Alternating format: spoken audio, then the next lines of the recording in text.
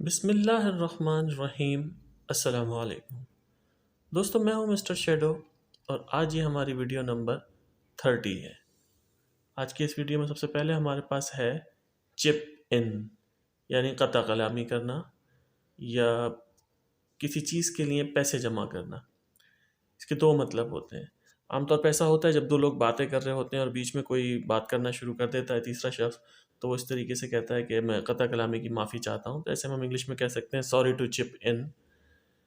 یا یہ بھی کہا جا سکتا ہے تو سوری ٹو بریک ان، یا یہ بھی کہا جا سکتا ہے کہ سوری ٹو انٹرپٹ۔ مگر چپ ان کا ایک مطلب یہ بھی ہے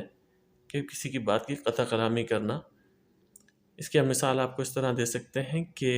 sorry to chip in sir, you have missed an important point of security around the stadium,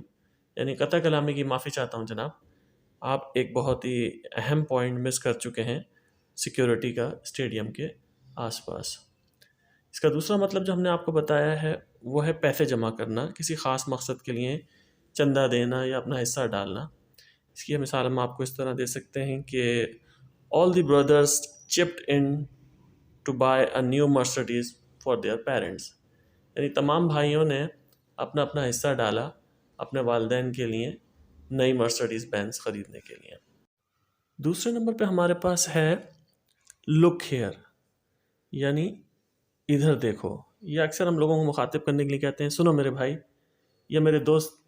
میری بات سنو، یا ہم یہ کہتے ہیں کہ ادھر دیکھو۔ جب ہم کسی کی توجہ حاصل کرنے کی کوشش کرتے ہیں یا کسی کی توجہ کسی طرف دلانے کی کوشش کرتے ہیں تو ہم ایسے میں کہتے ہیں کہ لک ہیئر، یعنی look here my buddy, look here my brother, look here my friend.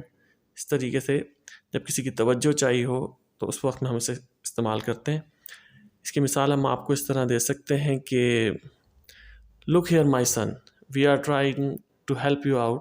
But you are not paying attention and making it difficult, یعنی ادھر دیکھو میرے بیٹے، ہم تمہاری مدد کرنے کی کوشش کر رہے ہیں مگر تم جو ہو توجہ نہیں دے رہے ہو اور اس کو مشکل بنا رہے ہو۔ ایک اور مثال بھی ہم آپ کو یہ دے سکتے ہیں کہ please keep quiet and look here, the company chairman is going to announce the increment and the bonus of the year، یعنی خاموش رہیے اور یہاں دیکھیے، یعنی توجہ دیجیے، کمپنی کا جو چیئرمین ہے وہ اناؤنس کرنے جا رہا ہے تنخواہوں میں اضافہ اور سال کے بونس۔ تیسرے نمبر پہ ہمارے پاس ہے ٹیک، یعنی کسی کو بہت ہی روڈ طریقے سے جب ہم جانے کو کہتے ہیں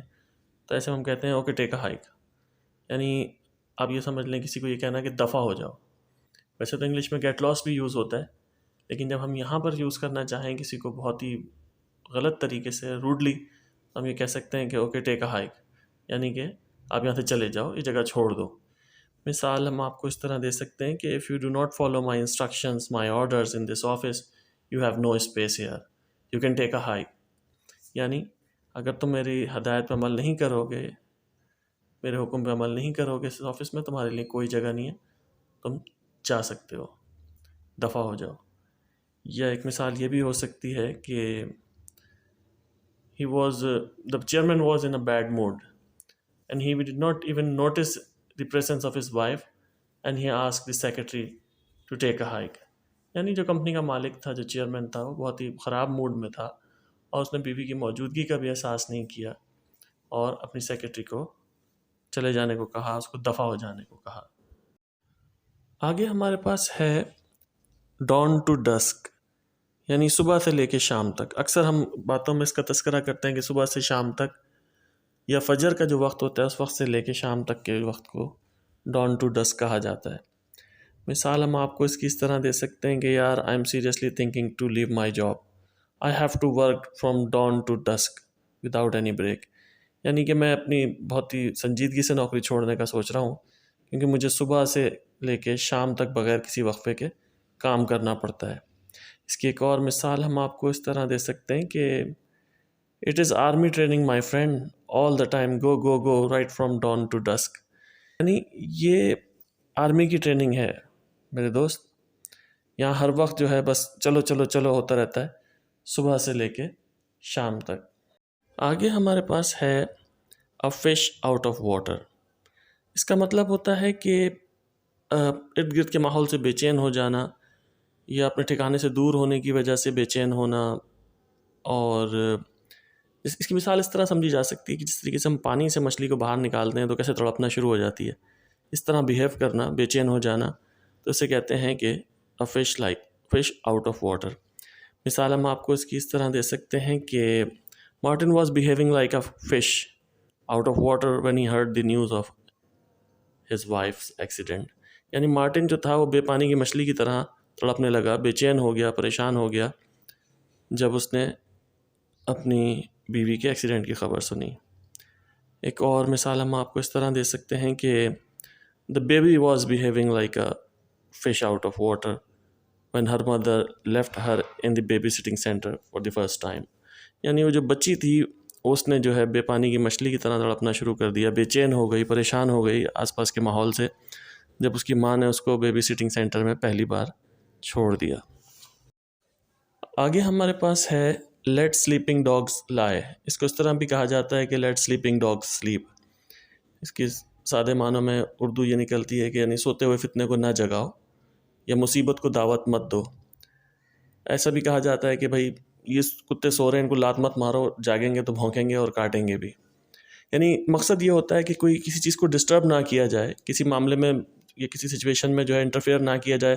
ورنہ جو ہے وہ ایک پرابلم بن جائے گی اور ایک مصیبت بڑھ جائے گی۔ تو اسے ہم کہتے ہیں اچھا یار ٹھیک ہے، سوتے ہوئے کتے کو سونے دو، اس کو لات مت مارو۔ انگلش میں اسے کہتے ہیں کہ لیٹ سلیپنگ ڈاگس لائے۔ اس کی مثال ہم آپ کو اس طرح دے سکتے ہیں کہ he knew that he would never reach an agreement with his partner, so he decided to let the sleeping dogs lie and not to discuss the matter anymore۔ یعنی وہ جانتا تھا کہ وہ کبھی بھی اپنے پارٹنر کے ساتھ اس کا جو ہے معاملہ طے نہیں ہوگا، ایگریمنٹ پہ وہ لوگ نہیں پہنچیں گے، تو اس لیے اس نے سوچا کہ اس معاملے کو رہنے دو، اس کو نہ چھیڑو،